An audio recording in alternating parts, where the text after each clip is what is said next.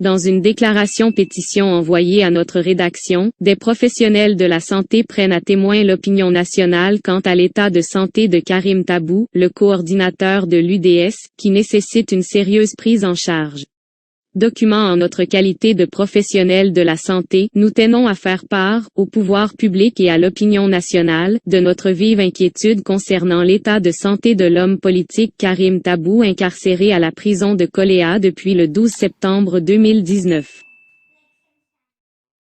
Engagé, le 24 mars dernier, dans un procès en appel, pour le moins controversé au plan juridique et procédural, le détenu a fait, si l'on s'en tient aux déclarations du parquet et des avocats de la défense, un fort pic de tension qui lui aurait déformé le visage et paralysé des muscles de ses membres.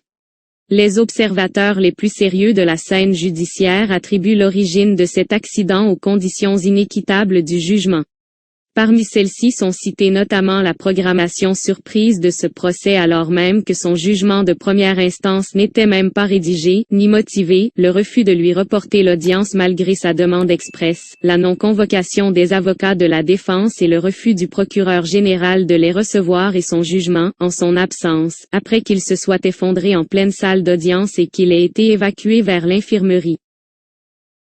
À l'évidence, c'est bien le choc émotionnel des conditions suscitées qui a provoqué cet accident vasculaire, complication aigle la plus redoutée de l'hypertension artérielle.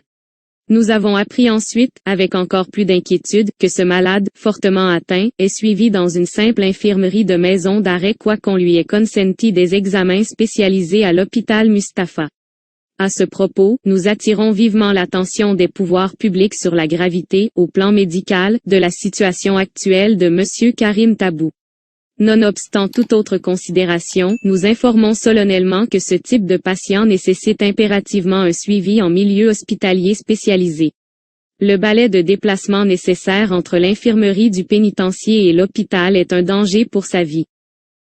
Enfin, au regard de la crise sanitaire majeure que vit le monde actuellement, les professionnels de la santé ont le devoir d'attirer l'attention sur les risques particuliers de propagation de l'épidémie en milieu carcéral.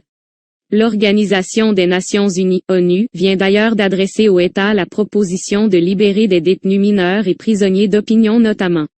Nul besoin de souligner que nous adhérons entièrement à cette suggestion. Nous exhortons donc les pouvoirs publics à mettre en œuvre en urgence cette recommandation. Fidèles à notre serment professionnel, nous tenons à clamer, en direction des pouvoirs publics et de l'opinion, qu'il s'agit là d'un vrai cas de nécessité de porter assistance à personne en danger.